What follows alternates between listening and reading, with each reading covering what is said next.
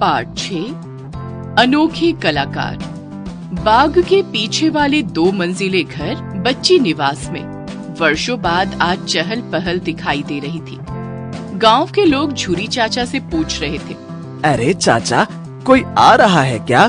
बड़ी सफाई हो रही है इस भुतहे घर की। झूरी चाचा ने जब सुना तो हंसते हुए बोले, अरे भूत हो तुम्हारे सिर में। इस घर की मालकिन का बेटा कुंदन अमेरिका से आ रहा है। मैं बूढ़ा अकेला कब तक इस घर की देखभाल करता। फिर अब तो बच्ची भाभी भी नहीं रही। पिछले महीने उनकी भी मृत्यु हो गई। वे एक बार अमेरिका क्या गई कि गांव कभी लौट ही नहीं पाई। अब उनका बेटा आ रहा है अपनी माँ के नाम पर कुछ पुरस्कार बांटने। मैंने तो सोच लिया है कि इस बार साफ साफ कह दूंगा कि इस घर की देखभाल अब मैं नहीं कर पाऊंगा। कुछ इंतजाम करें इसका या फिर किसी को बेच दें। फिर तुम लोग तो हो ही इसे भुतहा कहने वाले। झूरी एक माली थे। वे अपनी लगभग 13 साल की बेटी बुंदगी के साथ इस खंडहर होते मकान में रहते थे। घर की देखभाल के साथ ही वे कुछ फूल और साग सब्जी इसके अहाते में लगाते थे। उसे बेचकर उससे होने वाली आमदनी से अपना गुजारा करते थे। बुंदगी ने सुना तो अपने पिता से पूछा, बाबूजी, क्या वे लोग बहुत अमीर हैं? झूरी बोले, पता नहीं बिटिया, मैं तो कभी अमेरिका गया नहीं।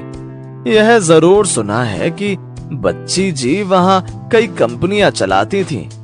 सभी को उत्सुकता हो रही थी कि बच्ची जी का बेटा कौन सा पुरस्कार बांटने आ रहा है। दूसरे दिन ही कुंदन गांव आ पहुँचे। कुंदन की दिलचस्पी कला और संगीत में थी। वे कला के बहुत अच्छे पारखी थे। उन्होंने पूरे गांव को खबर कर दी, अखबारों में छपवाया, रेडियो और टीवी पर सूचना दी कि भारतीय शिल्पकार, चित्रकार, नर्तक और संगीत का अच्छा प्रदर्शन करने वाले कलाकारों को बच्ची स्मृति नाम का पुरस्कार दिया जाएगा। यह खबर दूर दूर तक जंगल की आग की तरह फैल गई। अनेक कलाकार अपनी कला को दिखाने आने लगे। बुंदगी भी सबकी कलाकारी को ध्यान से देखती। कुंदन हर कलाकार को कुछ न कुछ पुरस्कार अवश्य देता। कुंदन के अमेरिका जाने का दिन नजदीक आ रहा था। एक दिन सुबह सुबह उसने दूर से आते गीतों की आवाज सुनी। उसने झूरी चाचा से पूछा, चाचा, बड़ा मीठा स्वर है, कौन गा रहा है? बुंदगी झट से बोली, मैं बताऊं? फिर वह अपने पिता के कान में कुछ फुसफुसाने लगी। झूरी बोले, बुंदगी आपसे कुछ कहना चाहती है। कुंदन ने कहा, हाँ हाँ बोलो। बुंदगी एक सांस में बोली, इस गांव में भी अच्छे अच्छे कलाकार और संगीतकार हैं। यह गीत भी वही गा रहे हैं। कुंदन हैरानी से बोले, पर ये कलाकार तो पुरस्कार लेने नहीं आए। वह बोली, क्योंकि वे अपने काम में व्यस्त हैं और वे किसी पुरस्कार की आशा नहीं करते। तुम यह क्या कह रही हो? तुमने इन कलाकारों के बारे में पहले क्यों नहीं बताया? मैं उनसे वहीं मिलने चलूंगा जहाँ वे काम कर रहे हैं। कहते हुए वह पैदल ही बुंदगी और झूरी के साथ निकल पड़ा। चलते चलते वे खेतों की ओर निकले। धूप तेज हो रही थी। कई किसान पसीने से लथपथ खेतों में निराई गुड़ाई का काम कर रहे थे। बीच बीच में उनके गानों का स्वर भी सुनाई दे रहा था। बुंदगी ने उनकी ओर इशारा किया। पीछे से झूरी बोला, यह ठीक कह रही है।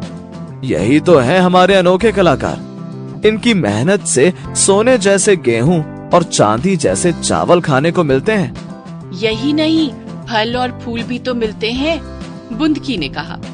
कुंदन हक्का बक्का उन लोगों को देख रहा था। बुंदगी की बातों का उस पर गहरा असर पड़ा। वह तेजी से किसानों के पास गया और हाथ जोड़कर बोला, मैं आप लोगों को पुरस्कार स्वरूप कुछ देना चाहता हूँ। बताइए कि आपके लिए मैं क्या करूँ?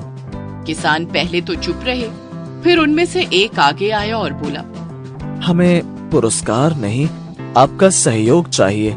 कुंदन ने पूछा, बताइए, मैं कैसे सहयोग कर सकता हूँ?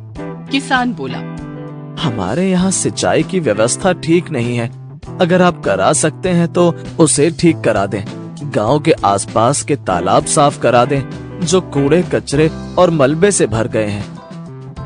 बुंदकी बोली, हाँ आपने ठीक कहा, पानी रहेगा तो हमारे राजमिस्त्री दादा, लोहे का काम करने वाले चाचा और बर्तन बनाने वाले भैया को भी मदद मिलेगी ना। कुंदन समझ गया कि यह सच है कि असली कलाकार तो वे हैं जो पुरस्कार के लिए नहीं वरन अपनी कला के लिए समर्पित हैं। दूसरे दिन से गांव के सभी तालाबों की सफाई का काम शुरू हो गया। बुंदकी के साथ गांव के सारे बच्चे भी मजदूरों की मदद कर रहे थे। कुंदन ने बच्ची निवास को तालाब सफाई अभियान का कार्यालय बना दिया। कुसुमलता सिंह।